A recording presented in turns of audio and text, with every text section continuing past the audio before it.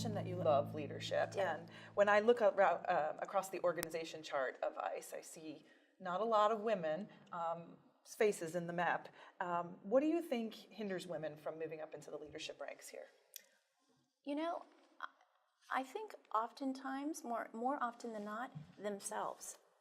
I have to say, yes, we have the ceiling, there are challenges, but we are in a far better place, particularly in our agency, and I can speak to my component where I feel like the men in leadership encourage and they know good talent when they see it, whether it's a male officer or a female officer or in our administrative rank and file.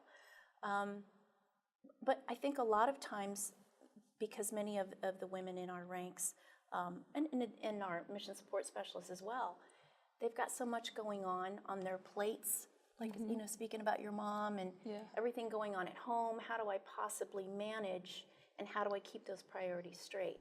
And so while that's, you know, I certainly understand that, I live that myself, when I take time to speak with the deportation officers out there, and I know the ones that are going to be the shining stars up and coming, you know, I talk to them about that. It's like, you know, I really don't want to do that right now. I've got these other priorities, whether it be, you know, kids or still pursuing studies or my dogs. I mean, you know, it's one of those things where I think it's how we deliver the incentive to them to say, you know, but you, in fact, you know, you have those tendencies about you that make you a good employee, that you time manage well.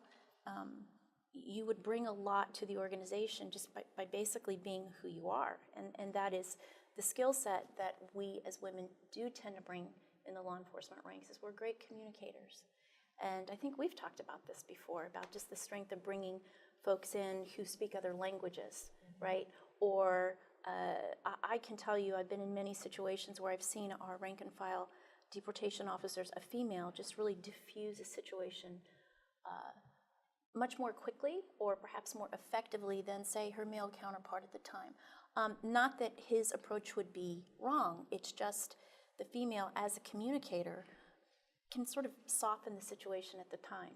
So when I try to encourage our females to, our women to think about moving into the ranks, I think with some coaxing and finally they step up to the plate, but I'd certainly like to see more do that, because again, I think collectively they tend to hinder themselves just because, I don't know, they don't think they're ready, they tend to be perfectionists. Well, you're never going to be ready. You are never going to be ready, right? Did you ever think you were going to be ready to be thrown into the positions that you're in? But it's more that your leadership, your mentors see that in you. So, you know, hopefully I can continue to make that impression in this role that I have now in headquarters, as I go out and speak to the women in our ranks about, you know, you're ready. Just step up and take the opportunity. So speaking of, Debbie, you're one of our newest senior executives here. Did you think twice before you sought the opportunity? I certainly did. I think that going off of what Natalie was saying, and in my conversations amongst colleagues and friends, women tend to be very analytical before they pursue a job opportunity, a promotion, or whatnot, right? We look at all the criteria and we want to check every single box, and we want to be sure that we're absolutely ready before we throw in our application. And certainly I had those thoughts and moments, but you know, I took a little bit of my own advice that sometimes timing is everything as well. I have always wanted to be a leader. I've always wanted to be a supervisor. That was the goal of mine all throughout my career. I believe in cultivating relationships with those who I work with and achieving the agency's mission together. And so, although there were, you know, little doubts in my mind in terms of, am I truly ready for this? I felt the need to pursue the opportunity, because you lose 100% of those jobs that you don't pursue. And ultimately, it was up to agency leadership to decide whether I was ready, and not necessarily up to me. All I can do is raise my hand and stand up and try my best. And I'm so glad I did. I feel so fortunate to be able to occupy this position, to work for you, Tracy. It's been very exciting so far. And I can see that this is truly a growth opportunity for me moving forward. That's great. So Tanya, you are leading a field investigative group. Talk to us a little bit about your team and what you bring as the supervisor there.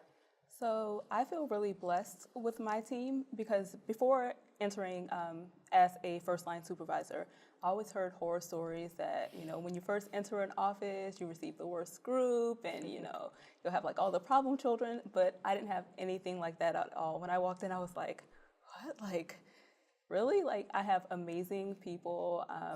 The group it's really self-sufficient, so I don't have to worry about the small things. I can worry about, actually being a leader and trying to do other things outside of just management and serve as like someone that encourages and different roles and things that a leader should do. I think it's very important that women do strive for leadership. One thing that I think maybe prevents some of them from doing so, outside of what Debbie and Natalie have spoken to, is just that they don't have a lot of women to look up to. As we mentioned, there aren't so many women in leadership positions. And a lot of times, if we don't see it, we don't think it's possible.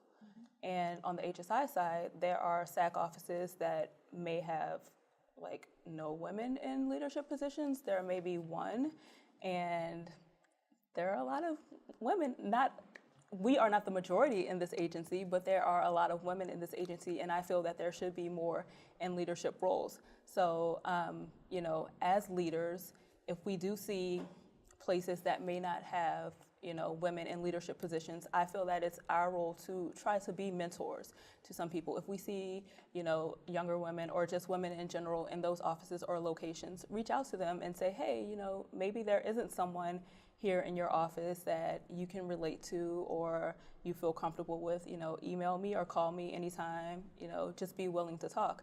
Because in my office, actually in my SAC area, I'm the only woman in a leadership position. So, I feel a certain responsibility to not just the women in my group, but the women in the office.